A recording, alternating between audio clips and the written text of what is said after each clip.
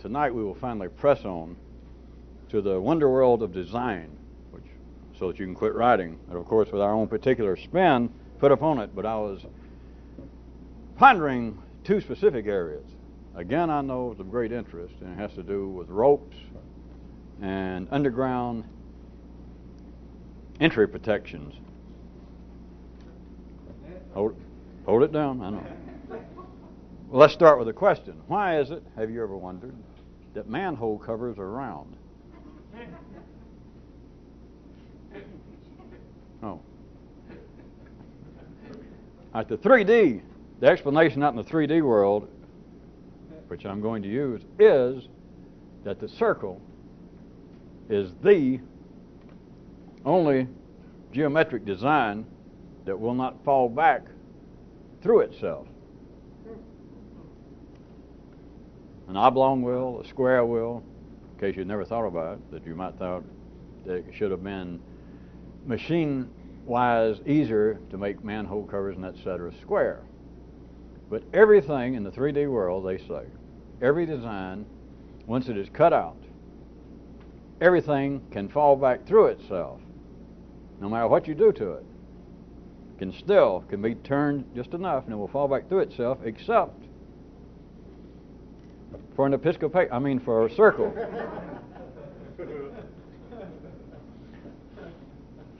Now, I assume you'll not be surprised if I ask, would you care to ponder that this has any significance outside the wonderful world of street repairs and asphalt and potholes and Con Edison? Could you consider, in regards to what we've been talking about, of marking off new areas in one's own neural system, in one's brain, and to consider the marking off to be a kind of design in the same sense of a manhole being circular, but being a kind of design inside or on one's own neural roadway, on a new playing field?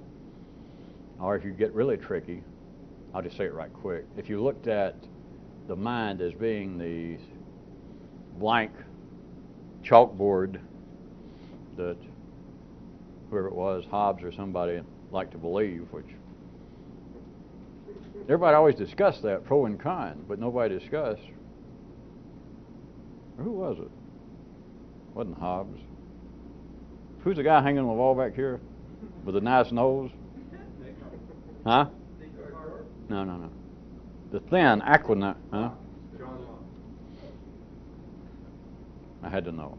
At any rate, like or whoever it was, that his theory, his idea was that you're born and your brain is a blank, and then life, and your experience is right upon it.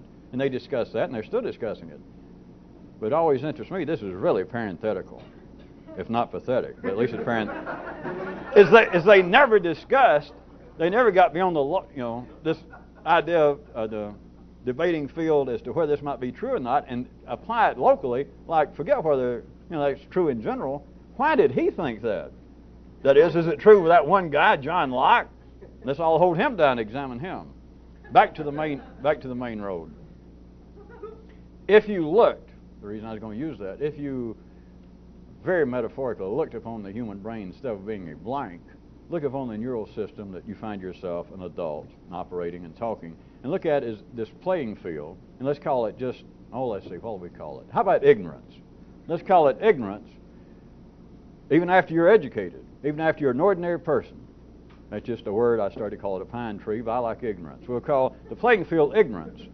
And then you attempt to do something unusual, like TKS, this kind of stuff. Don't forget somebody of my spiritual. No. And let's consider that to make an impression, to mark off a new area, would be like cutting out this underground entry, like in a pavement, a hole to get down there in the ignorance and to put in something new. Consider that the cutout, the way in which to create the design you would use on this roadway of ignorance, once you understood the matter of design and efficiency, would be circular, if you had any sense to begin with. So could you consider that the ideal design, now, stay with me, we're using circular really metaphorically, of course, and I'm about to go from there Symbolism. But consider that the cutout in ignorance, that you're going to mark off a new territory, that you're trying to come up with a new stud in town, the new dangerous stranger of new information, but you're going to have to cut into the present playing field, the present neural building site, the present brainy roadway. The design I'm suggesting, if you were operating efficiently, would be circular. And very specifically, if you recall a drawing we did recently that we didn't hang banners on it, but I suggest that it has continuing validity that I mentioned on the playing field, that all ideas out there in the grass of your own mind, that all ideas of no matter what nature, whatever it is you're thinking, that's an idea. For it to stand up, for it to have any three-dimensional validity, for it to be a landscape, for it to be impressed chemically, electrically in your brain, it's got to be propped up. Behind it is going to be something else. The obvious, if you can see it easily, the obvious is its opposite. It's conflicting opinion. But that is simplistic. Not that it's wrong to start there, but it becomes more complicated. There has to be something else. If nothing else, start back at the place that if you're thinking one word, whatever it is, there's got to be a second word, because you can't think of one word. There can be no dictionary with one word. The minimum requirement for a dictionary is 2 words. The minimum requirement for your brain to operate, for you to have a talking nervous system, has got to be at least 2 words. One of them is propping up the other one. And that is not a relative statement speaking of quality, because if you only had 2 words, if that's all you could do, you were just beginning to think, you might be wanting to think about this one. Let's say that this thought is red. That's your first thought, and you can't even have it until you come up with a second thought. The second thought, I suggest to you, to put it quite simply, has got to be all of the things that you have decided are not red. Everything else. I'll admit that would probably make for some cumbersome thinking, but that would be the bare minimum to start with, that you had 2 thoughts. Red, and then everything else. It's a variation of my equation of I plus not I equals everything. In your case, it would be red plus not red would equal everything in the world. But you would have 2 choices. It's not that red is better than not red, because you might be thinking red one time, and then later that day you might think to yourself, if you could do so, that I'm tired of thinking red, so I'll think the other one. And so you run around and you think the other side. And so then, if you're thinking everything is not red, then red's propping it up. I just want you to understand it's not that one is better than the other. But anything you think is being propped up. Anything you are thinking has a backside. Anything you are thinking has at least this. If we're looking, again, considering a neural roadway of ignorance, and you're trying to do something new, and you cut into it this manhole cover, this circular, and you take it out, and that becomes now something that you have of a new piece of information. The hole is left. The hole is the backup. The hole is propping it up. If you're going to set it back for you to think about it, there has to be the hole there. You can't just have some kind of metaphysical manhole cover flying around any more than you can have one thought. It came from somewhere. It was cut out of something. It is propped up by something.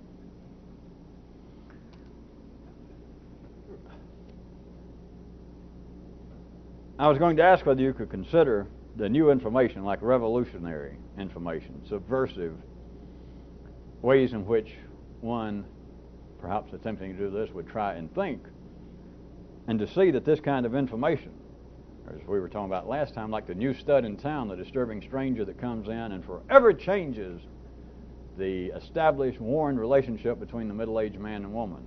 Read ideas. The C and D that are propping each other up in the little store, there they are, and the stranger comes in and upsets forever. This dangerous, apparently sexual outlaw at the very crude level, the primary level, but then at the level I'm trying to get you to consider, the neural level itself, the energy level, is this kind of new information that would be a disturbing stranger. This kind of new information has nothing propping it up. in the same way that we were describing last time, this kid, this outlaw, this disruptive third factor that comes into town, jumps off his motorcycle and comes in the store. As I was pointing out, there would be no store, even at the Tennessee Williams primary level, if he comes in, he begins to talk to the woman up front, he begins to kind of flirt, and the old man in the back, he looks and he realizes something's fishy going on. And then he recognizes, oh, no, I know who that is. That's old Molly Perkins' son, this man out of town. And then he would feel relieved, right? But if that is not the case, he is truly a stranger. And part of the danger is, part of the primary sensation of fear from the established order, the old man in back, is that this kid has no family ties. That is, he does not recognize him. He is not in any way part of our community, our little town, because he looks carefully and he recognizes no genetic resemblance to anybody in town. He just has the distinct, mute, primary sensation that this character, this young motorcycle stud that just walked in there and talking to my old lady, is indeed sans any ties to our community, the established order. He has no background. He has no design cut out within the framework of their perceptions, of their thinking. That, of course, the primary level is that he's a stranger. Now, at a more complex level, I'm telling you, that kind of information, that third-party interruptus, a little Latin kid that runs in and jumps off his motorcycle. Now, I don't mean Spanish. Latin. The third-party interruptus has no background. He has no backside. That is revolutionary information, I'm suggesting to you. It would be like, instead of, does the orange even show up? At any rate, instead of cutting out this new manhole, this new hole in ignorance, this new hole on the old playing field, and trying to make a new entry into another level of thinking, revolutionary information, there's nowhere to cut. There is no hole left. There is nothing supporting it. It is a stranger. It is a stranger with no community ties. Nobody recognizes it. Of course, this finally breaks down somewhat metaphorically, because some of this you recognize because I'm speaking the King's English, more or less, assuming that you have the King's ears. And so in a sense you can say it's familiar because I don't make up words or speak in gibberish deliberately. And so you can say, well, it is kind of familiar because you're staying there, and sometimes you make familiar gestures that are, even acceptable among mixed Italian company. And so there is a certain familiarity, but you understand on your own, when this thing begins to fire up and TKS begins to do something to you, in a sense, if you remember this, when it happens, it's like a stranger in town. Where the hell did this come from? I'm getting as bad as he is. I begin to think things that make no sense, except it explains everything about this. Specifically, I was going to try and see if you can even bring your sight a little more specific of, like the new stud in town having no family ties, being unfamiliar, being a dangerous, disruptive stranger, and me trying to point out that revolutionary information, the reason I started this, has a certain kind of parallel to the circle, to the circular manhole cover being the design that cannot fall back through its own self, through its own opening. As revolutionary information cannot fall back through itself. And the reason is it's got no backside. There is nothing backing it up. There is no hole out of the old playing field or out of the old neural roadway from which this was cut. Because you do understand, well, I got to go back right quick, if you go out to the pavement in the 3D world, or the ground, well, let's say the pavement to make it easy, and you cut out a place for a manhole cover, and instead of even using a manhole cover, just take the asphalt itself that you cut out, it will not fall back through itself wherever every other piece of design of information will. But the reason that it will not when it's revolutionary is it was not cut out of anything. And it cannot fall back through anyway. And that's why the circular design I was suggesting is a beautiful symbolic representation of this kind of stuff. It cannot fall back through. But in this case, not because of some 3D design flaw or because of some 3D design beauty. Revolutionary information cannot fall back through because it has no backside. There is nothing propping it up. It came from nothing. When you have information that has no backside, then back to this, it has nothing propping it up. So later, there's nothing that can let it down.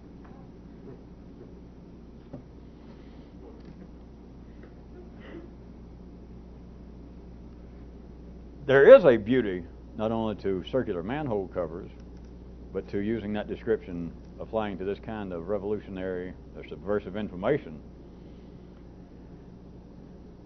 In that, real, personally subversive information, not just what you heard me or someone say, but it begins to happen to you, the day never comes with that information. The day never comes when its underpinnings or when its subflooring, when its very supportive system can be taken away from it. The day never comes for very good reason. It never had any. I thought that'd be a good place to stop, and there'd be a standing applause and people swooning, and I'd take a sip of water or something. I'll do it again. I won't give up. The day never comes that its underpinnings, or for you carpenters and Episcopalians, its subflooring, you people who are bridge workers, it's supportive, the complete supportive system. The day cannot come that it can be taken away. If we were good metaphysical, New Age weirdos of some kind, then you could go from that to say, because certain kinds of secret information are given by the gods, or because I got this in a dream from a dead Indian talking to me, and therefore it's super information that can't be taken away. I'm telling you why the underpinnings can't be taken away from this kind of information. There's not any to take away. Maybe it was too weird to start with. I can make it less weird.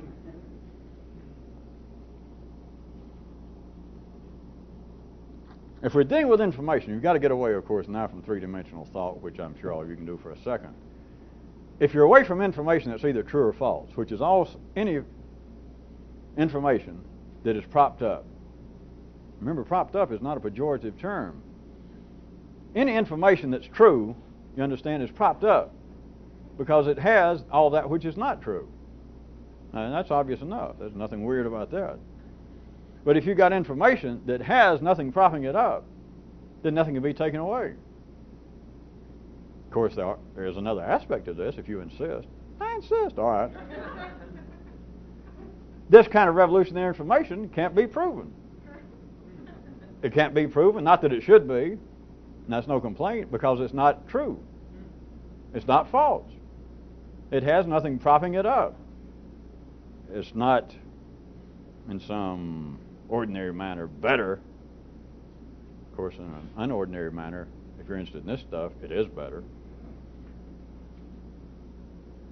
But it is not true, it is not correct, it is not false, it's not incorrect. It can't be proven, but if it's any consolation, it can't ever be disproven, which shouldn't be any consolation. That should be a matter of many of you, but now you just probably never thought about it. I don't know why you'd have any occasion to, but the things that you have understood that were truly revolutionary, things that were outside the normal playing field of your own neural system, now that I mentioned it, you should understand there is no way it could ever be taken away from you. Just think about it. There's no way that somebody could come along and say, wait a minute, and they got you to try to tell something that you understood, and they say, wait a minute, I can disprove that. No, they can't. You might as well forget it, because it's not true to start with, not at the 3D level. So nobody can say, wait a minute, now that's an intriguing idea, but by God, I can disprove that. Of course, it probably wouldn't go that far if I'm going to play with 3D justice and stretch it around. If you were so, I started to say dumb, but I'll say inclined. That's a synonym, isn't it? Yes, it is. To engage a 3D person, another 3D nervous system, even your own, in such a conversation, and to say, here's some information that does not come from the ordinary level. And you told them, and they in some way heard some of it, say, I'm already, and they went, wait a minute, that's not true, and I can disprove it. They can't disprove it, because they shouldn't even heard it. What they should have heard was something else entirely. I don't mean just a little of it was lost. A whole lot was lost. Or else they just hear it and say, well, I hear the words you're saying, but Jesus, that's insane. If something cannot be proven, it cannot be disproven. If something is not propped up, it can't be knocked down. If something does not have a backside, it doesn't have a downside. Does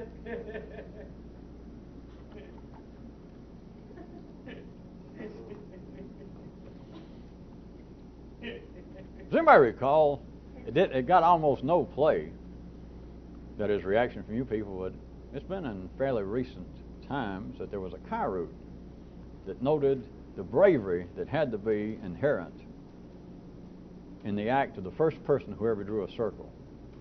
That's more or less how it went. And it got the kind of reaction that it just got now. Now, can't you consider the first guy? Of course, we get guys and actually drawing circles, but the first person who ever actually drew a circle, that is, some information that could not fall back through itself, could not fall back through its own opening, and thus could not fall back on itself.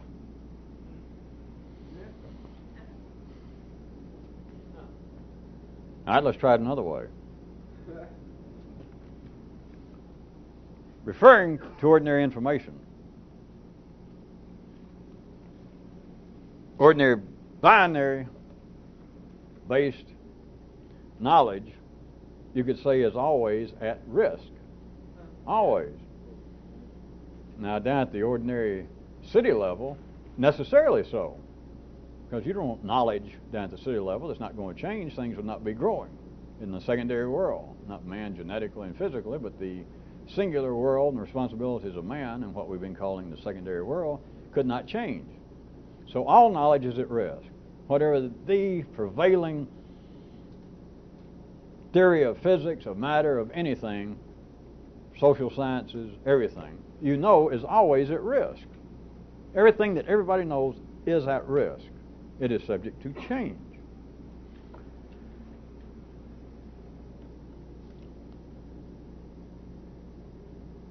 Ordinary knowledge would be like if you had an oblong cutout for a manhole cover, or a square one, or a triangular one.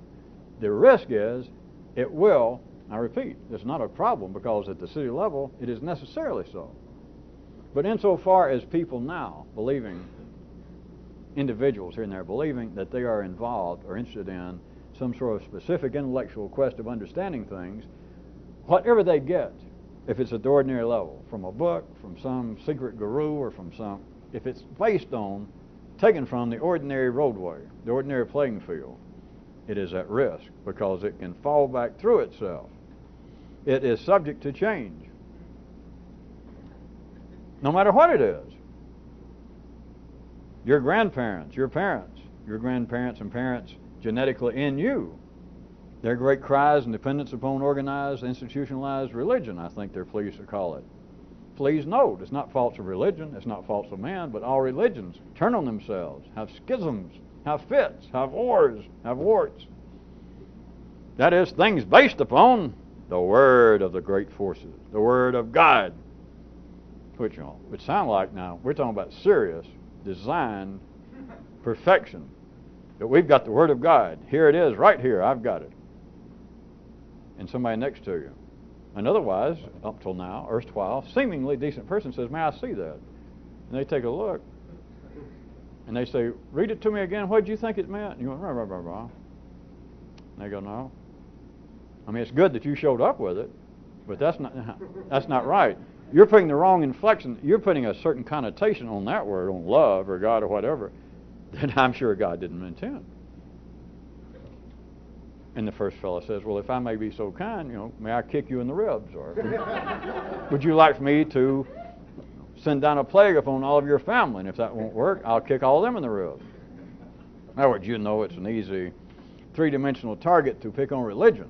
If I was using that at one time, that was considered to be, and by some people still is, better than scientific theories and laws.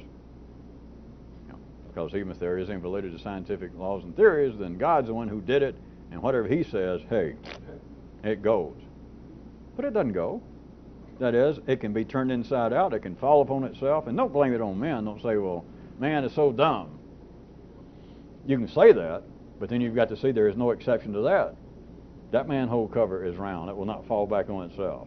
That if you say, well, everybody is so dumb, all men are so dumb that they misconstrue the words of the gods. If what is pointed out at the ordinary level to be an anomaly turns out to be a virus affecting everyone, then you were in error to start and call it an anomaly. You follow? To say, well, everyone has a patch of a green spot on their scalp, and this is causing grave problems.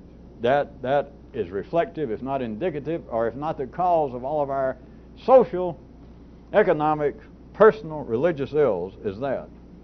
But if you find out that everyone, including yourself, has such a spot, and that didn't make you go, whoa, dude, wait a minute. If that doesn't give you any pause, you should probably be working for Dr. Pepper instead of being here.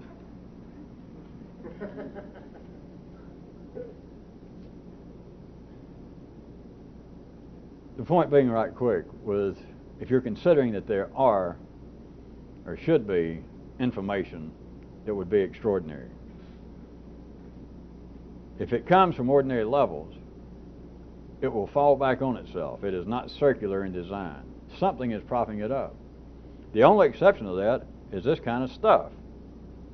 And I don't mean just what I'm saying by any means. It's this kind of stuff in an individual, in you, and whoever it is, and your individual nervous system, because whatever you come up with, that we are pleased at times to call revolutionary info, subversive data, if it comes in the way in which I'm talking, inferring areas of your nervous system, areas of your brain that are not presently fired up, and which indeed are not even required for you to live out the rest of your days and pay your taxes and die a decent death and be buried in a suit or a dress. Something beyond that, the information will never turn on itself. It cannot fall back through anything because it did not come from anything three-dimensional. It did not come from anything inherently based, don't take it too spooky, but inherently based upon the secondary world, the world of knowledge, the world of intellectualism. It was not based on that. Not any current street that you can find in the city. It came from somewhere else. It just came from somewhere else. And that's why it can't be proven. That's why it can't be disproven. That's why it's not right. That's why it's not wrong. If you considered, if we want to get poetic for a second, he does. All right. Yeah, well, no wonder. Well, I just recognize the resemblance to Coleridge there. You ought to do something about that, kid. If we consider, if we would sing the praises for a second of the circle, if you consider it still symbolically a design reflection of non-3D based knowledge. The beauty of the circle is it's got no backup, and thus it's got no fallback position. There's nowhere to go lay it down, or there is no way in which someone attempts to attack it and can disprove it and pull the props from behind it to turn it inside out on itself, to drop an oblong cover through an oblong hole, to make one side of this switch and become the other side. It can't be done. Therefore, there is no fallback position. If you're, again, so dumb as to try, if you understood something and you tried to present it to somebody else, and they went, wait a minute, and they begin to disprove it, and you begin to think, wait a minute, I'm having to retreat, and you can go, well, all right, wait a minute. Now, I hear what you're saying. I hear what you think you're saying, but now, wait a minute. And you got a fallback position, like, wait, let me put it to you another way. That can be a hobby. You can be an intellectual. You can be an academic. You could be an expert. But that is not revolutionary information, because if you got no fallback, if you got no backup prop to the info, then there can be no fallback position. There's nowhere to retreat. There's nowhere to retrench yourself and say, wait a minute, maybe I had it wrong.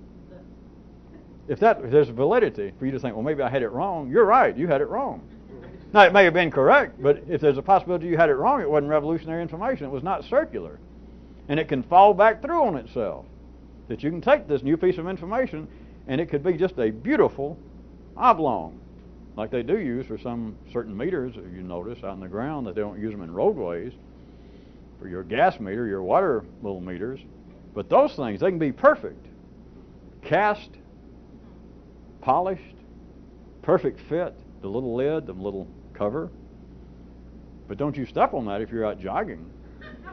Or you shouldn't, because it can be fitted in there perfectly, and you can stand on it, run a car over it. All you got to do is just shift it a little, and that son of a gun will fall in there. You can step in it, break your ankle. It will fall on itself. There's only one exception. Revolutionary information. The circle, symbolically. We can also point out the circle, another beauty of it being symbolic. It has no beginning, it has no end, it has no front side, it has no back side. A round manhole cover, it doesn't matter which way you turn it. It has no left side, it has no right side. It just is. Which to some might sound like this kind of stuff.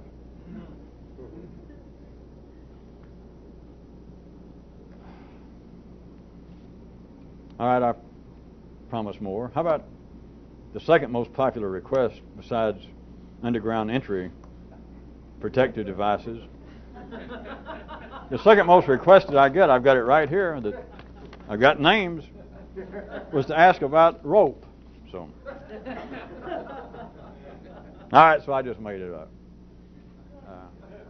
Perhaps some of you know that there are two basic kinds of rope, at least in recreational use, and they're known as, not for hanging, other uses I was going to mention was mountain climbing also. But anyway, there are two types of rope, even outside that area, but I was going to use that as our metaphorical jumping off place.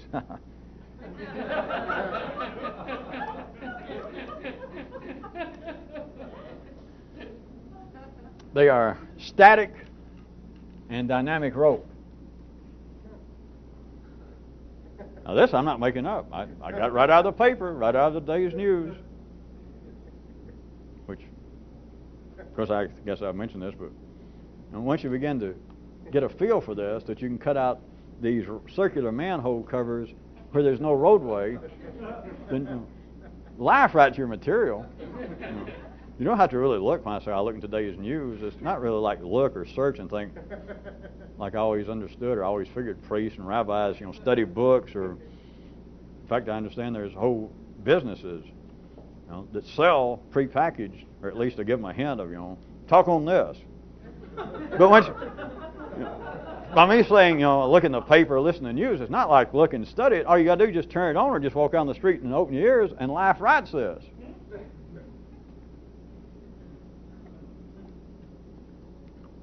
That's not the problem, searching for it.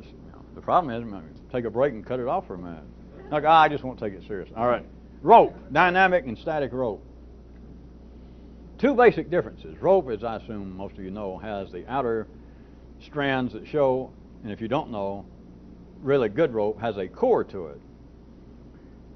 And static is made up, the core part, of straight strands.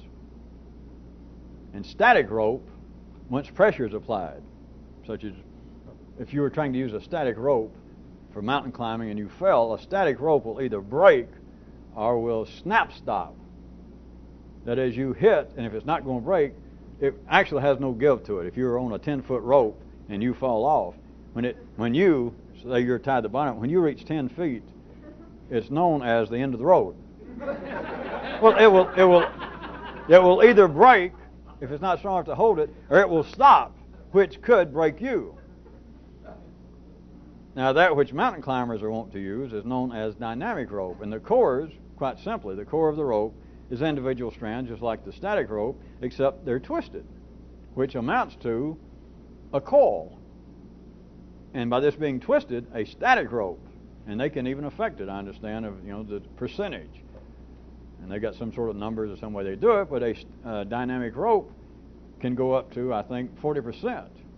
That is, give to 40%, that a 10-foot can actually bounce out to 14 feet if you fell. The point is, it's forgiving, it's flexible, And if you're going to climb and your life is depending, not just to keep you from falling, but to keep the rope from killing you itself, if it just stops, mountain climbers, which are no more dummies than the rest of us, choose, you want to guess?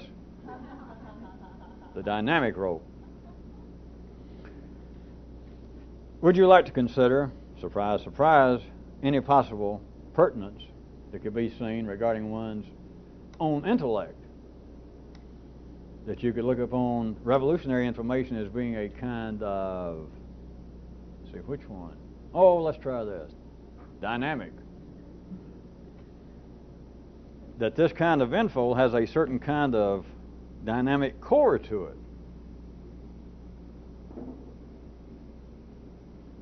And there's another thing about a spring and the core that I mentioned to you in dynamic rope that is coiled. You do understand that at the three-dimensional level, by all laws of three-dimensional physics, a spring, a coil, is filled with what? Not caramel, potential energy. A spring itself. Could I suggest to you that this kind of info has a core to it that not only is flexible in a sense, I'll get to in a second, but also is wound in a way that it contains its own potential energy. But back to the first part, this kind of info, I suggest, continuing the symbolism of dynamic and static rope, that revolutionary info, that which you can think outside the playing field necessary to be intellectually alive at the city level, has a flexibility to it. It has a give to it. This is I might say, a slightly different view of the fact of real info, revolutionary info, not being either true or false, right or wrong, nothing propping it up. That being the case, we're just slightly shifting the symbolism from manhole covers and Boog Powell being propped up on the outfield. And I don't want anybody from his fan club writing, I don't mean that the man ever played in a condition where he couldn't stand up. It's just a metaphor. And I spell metaphor with a G. Make sure that Boog understood that. If something is not propped up, do you understand? It has a kind of flexibility to it. It has a kind of give to it. Whereas if you're talking about, now let's go back and consider ordinary info, the ordinary operations of the ordinary intellect, is static. It's supposed to be. But it is unflexible. It is ungiving. In the same way that you're talking about info that's propped up, an idea, the read and the not read, or true and false. Let's quit beating around the old city bush. Ordinary people consider, there's true facts and then there's untrue facts. There is no give. Not in the city, there's not supposed to be. We could have no technology. There would not be the secondary world if Euclid had come up with great things. I know he didn't invent arithmetic, but I don't have time to search all of our memories as to where it came from. But to say 2 and 2, very likely, very often can be 4. Yep. And if somebody in the audience says, but sir, couldn't it be 5? And you could go, well, yeah, you're right. Sometimes it can be. And somebody else say, yeah, but I thought at times, I'm almost certain I've come up with 3. And you go, well, yeah, so all according. You can't have that. Or you can't have Newton's suggestions concerning motion. You understand? It's simply the laws in the city, the thoughts in the city, the ideas in the city have got to be like static rope. Now they're subject to change. We already talked about that. But at any given time, now let's say that, like 2 and 2 is no longer exactly 4, or this shortest distance between a straight line, once you get into higher mathematics, it's not necessarily true. So it can change, but not at the original time. Not at the time it's taken as being a fact. You cannot say 2 and 2 is 4, and somebody, well, it could be 4.5, or it could be, 3.8 from 3 point. You can't do that. The secondary world of man, the city life of man, could not operate on that basis. You ought to be able to see that. So the rope of the intellect, the rope of knowledge that runs the city at that level is static. You can look at the core of that kind of rope that I mentioned to you is not wound. It is not coiled. Sequential thought. Straight ahead thought. That is the core of ordinary city intelligence. You cannot have that kind of complex, that kind of dynamic core to city thought wherein there is some flexibility, wherein a 10-foot rope actually can be 14 feet. Whereas 2 and 2, yes, 4, but it can be 5. That is not sequential thought. And there is no way that you can verbally say that 2 and 2 being 4 is intrinsically a necessity. Well, I know some of you are going to hate me for doing this. I already started. Now, I know, I'll just do it easy. It's by its own definition, it cannot be otherwise. A rope, a core, a strand, a piece of string, a piece of rope inside the core of a rope cannot be both straight and twisted. So 2 and 2 has got to be 4 or it's not. So you cannot have rope that is both dynamic and static. You'd have to go outside the 3D world. You could not have one piece of rope. You cannot have 3 kinds of rope in a store. They got dynamic, they got static, and then they got the third party rope interruptus. The disturbing new rope in town. Which you ask, what is it? And they say, well, it's rope that is both static, if you need it to be static, and it's dynamic. Because that kind of thing might go in parts of Tennessee I know about where, I hate to pick on them, but we've already used up Mississippi and Alabama, that I met a guy one time in Tennessee that he did not consider the one shoe in the road phenomenon to be the real mystery of life. He was still intrigued with the fact that he'd been carrying around, he said for years, was a thermos bottle he had found somewhere, and he said he had taken it apart and examined it, and he still could not figure out the technology behind it, how that thing knew to keep hot stuff hot and cold stuff cold. Anybody follow that? The rope, there could not be a third kind of rope that in some way would know to either be static and unforgiving or to be flexible, to be dynamic. You cannot have it both ways. The core is either made up of straight, strayed, rigid, sequential thought, reason, logic. It's either made up of those untwisted, uncoiled, straight core pieces, or else it is made up of the pieces that have been twisted. So that if pressure is applied, not just to rope, but to ideas, to your own intellect, if pressure is applied, it already has the innate potential. It is designed so that it will give. But you cannot have it both ways. But anybody care to consider, if you followed that, why ordinary thought will not give extraordinary insight? Why the kinds of things that people have always dreamed that they were interested in, of all kinds of occult, metaphysical, spiritual, all kinds of that there is no way, that is, what they're willing to have is insight, what they're willing to have is thoughts that are otherworldly. You can't be here and be worldly and stand on this planet and have unworldly thoughts. Your brain is not as sharp at city level as, well, not John Locke. All right, your brain is not as intelligent as a thermos bottle, a rope.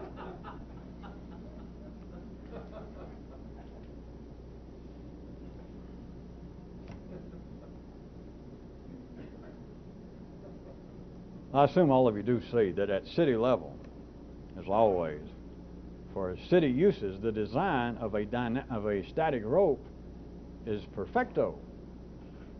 It is the necessary design for all city affairs, for all city climbing. You cannot have information, not just scientific, you can't have social information. You can have people wandering around, not just wondering whether 2 and 2 is 4 today or whether it's 4.2. You can't have people wandering around going in areas that seem to be less specific or less objective. People wondering, well, it was bad to cheat people yesterday. How's it going today? Maybe I can just cheat Albanians today or people from Tennessee. Or you find out the announcement from the city is, today You may cheat anyone who has an R in their name. There has to be this rigid, unflexible. I know there seems to be slight variations on the planet, but in the individual, whether they apparently are behaving in a manner absolutely parallel to what they would say they believe, that is, the neural areas, there is the feeling. If you ask somebody, I can't believe that a man of your background, a man of your education, a person of your religious underpinnings would do what I heard you did. And you go, well, I can't either. I'm going to tell you the truth. I'm ashamed of it. It's too late now. I hope I learn from it. That is, the thought itself, the energy in the neural system itself is rigid. It will say, well, you're right, I should not have done it. There's no doubt. I did do it. The weakness of the flesh, blah, blah, blah. At city level, static rope is what is needed for cosmopolitan urban climbing. It cannot be otherwise. Not only scientifically, technologically speaking, but as I said, socially, spiritually. Good old interpersonal relations. They're just things that you don't have to be religious anymore, but you've got to say, well, look, there's just decent ways to do. The person I'm living with, we're not even married, we're beyond all that, but at least, and our relationship could break up. Nothing's permanent. I'm from California. I know what's going on. But at least if you're going to try to hold together a relationship, you got to treat the other person decently. No, or no matter how sophisticated you may appear to be, no matter how sophisticated you may actually be, city speaking, your sophistication is rigid. There is no flexible core to city thought. There is no flexible core. The design is not made to be giving, to be forgiving for any information. Not just the information itself, but the processor itself, your intellect, to in any way expand, to give. That is not the nature of the city. That is not the nature of regulated military march or military rhythm march of the progress of man's secondary world. But to someone attempting to be a neural revolutionist, a cerebral subversive, I guess I can close by strongly suggesting that you have got to have the luxury of ropes, of ideas, of hard and software, and of a playing field that is flexible, it is giving, and in a true sense, it is forgiving. It cannot be so straight, it cannot be so straight, it cannot be so rigid that the information will break, or the other possibility, the rigidity of it will break you. We're not talking about anything of any consequence to ordinary life. I'm talking about will break you here, that is, you cannot get past the pothole. You cannot get past the limits of the rope. It will not stretch. You cannot go any further than what you already think.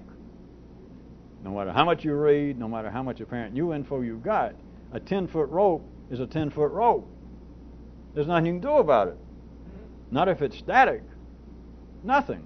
You can keep collecting, I guess. I don't know how far I can take this metaphor. You can keep collecting little pieces of string, and you can lay it there with the rope, and the son of a gun is still a 10-foot rope. There's nothing you can do about it. Which is the same way as another way of saying there's no way to build a new stadium at the old building site.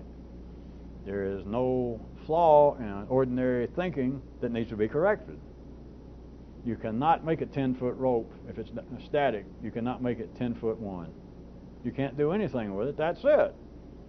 And nobody but, I hate to use technical medical talk, but nobody but a nut would worry about, I got a 10-foot rope here and I want more. As the psychologists say in Tennessee, it's a good thing that your wants won't do you any permanent damage, because no matter what you may want, no matter what you may dream about a 10-foot rope, if that's what you got in the 3D world, and all of you have lived in the 3D world and you know its limits, if you got a 10-foot rope, you're going to live and you're going to die with it. And when you go out, you can be praying, you can be chanting, You can be smoking weird substances. You can be dreaming. And that rope, you can hold it with you in bed with your dying grasp. And that 10-foot rope is still going to be 10 feet long. That's it. The only possibility, as I said, if you try and stretch it, it'll break or break you. In that case, you might not die at home alone in bed. You might die in this nice place in a ward. A nice little jacket on. Nice soft walls, painted white. But the 10-foot rope is not going to flex. It is not going to give. The design is adequate, nay, beautiful for the city, for the secondary world, but it's got nothing to do with revolutionary, subversive mountain climbing. Talking about ropes, I didn't know whether I'd ever be able to work this in. Some of you may know this. It wasn't even word there, I guess, of a cow root. But now speaking about ropes, when you're running up signal flags in nautical, I guess is the only place it's pertinent. But when they run up flags, they have to have space so that you know if there was one or two flags that meant such and such, and it's like a period, it's punctuation between what you're seeing up, is they leave a blank space between the particular flags that shows that it's like stop in a telegraph. This is known as a tack line between the two. And so I was going to say that speaking of ropes, is everybody should at least take it upon yourself to remember that you should not be a tack line. That is 6 feet of nothing. 6'1", 5'8", pick it out. I use 6 foot symbolically. See, at one time I was going to do a cow route, and I was afraid not enough people knew tack line, and I just let it go. But to say something like, some guy, some old sorehead referred to himself or his partner as a tack line. That is 6 feet of nothing. I mean, there's something there. There's a rope. But at 6 feet, that is of nothing. No consequence, no message. It's to separate two things of consequence. Now I know how I didn't use it. I'm beginning to take that personally. But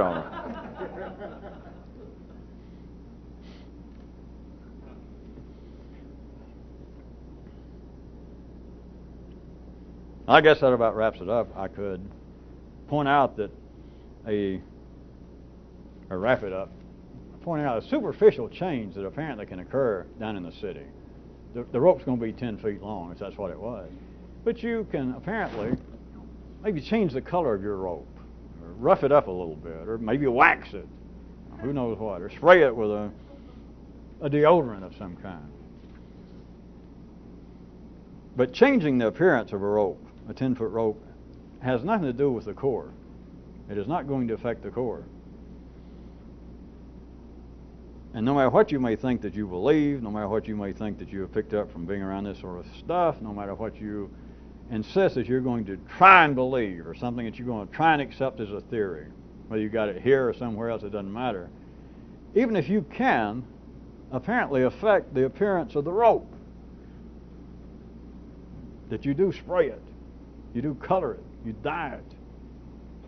If the core has not been affected, and this symbolism holds right up to the end, there's no difference. What if in the store, in the shop, that for merchandising or for whatever purpose, they had all static rope was dyed blue, and all dynamic rope was dyed red? Now, if you took a blue rope and sprayed it red, you don't have to go any further. And so, well, now I've got a red rope, and hell, I'll go mountain climb because let's say that's cheaper, the blue rope, the static rope.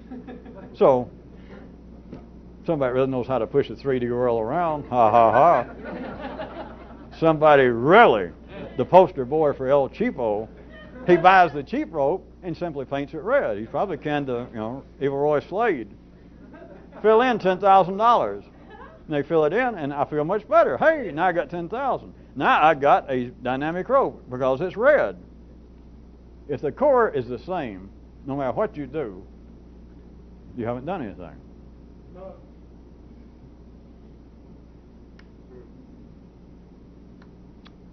Well, I guess we can quit. I'll go ahead and really wrap it up and say, does that not explain to some of you, if you need it, course, those that need this kind of explanation, this is not going to explain it. This is a closing rhetorical device.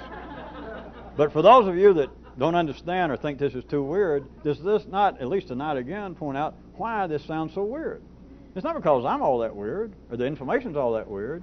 Is that you listen at a certain level, you listen with, and you can't help it if that's the level at which you're listening.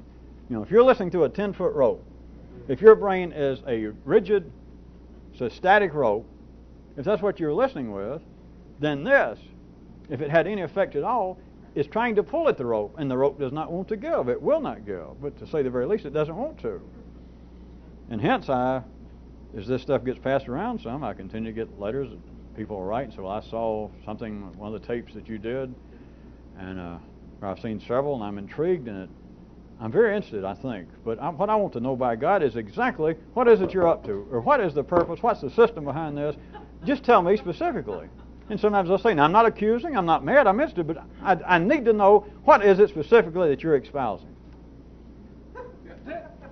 Of course, sometimes I wonder about people that write and spell espousing with an X.